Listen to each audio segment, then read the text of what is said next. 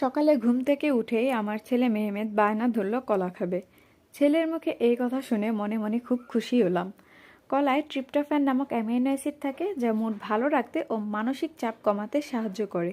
ফলে মেহমেদ সারাদিন আমাকে একটু কম বিরক্ত করবে। কিন্তু দুর্ভাগ্যজনক ঘরে খুঁজে একটি কলাই পেলাম, যা 2 দিন আগের। ছেলে তো আমার কলার চেহারা দেখে আর খেতে চাইল না। অনেক বুঝিয়ে শুনিয়ে মেহমেদকে রাজি করালাম যে ছুলে দিলে সে খাবে। কলাটা ছিলে তার কালারফুল বাটিতে তাকে খেতে দিলাম। এখন সে আবার কান্না শুরু করেছে কলাটা আগের মতো করে দিতে। সে নিজের ছোকলা ছিলে খাবে। কোনোভাবেই তাকে কলাটা আমি খাওয়াতে পারলাম না। খাবার নষ্ট হবে বলে আমি নিজেই খেয়ে নিলাম। এখন সে আবার কান্নাকাটি করছে কলা খাবে বলে।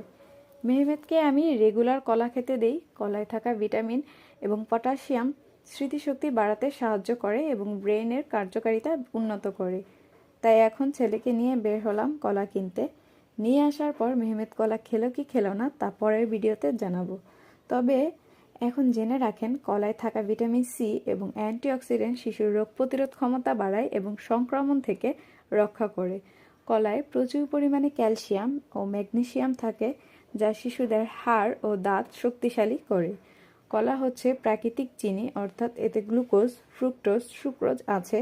তাই চাইলে সরাসরি কলা দিতে পারেন বাচ্চাকে, বা আমার মতো করে মিল্কশেক বা প্যানকেক বানিয়ে দিতে পারেন। চাইলে ওটস বা সিরিয়ালের সঙ্গে মিশিয়ে বাচ্চাকে খাওয়াতে পারেন।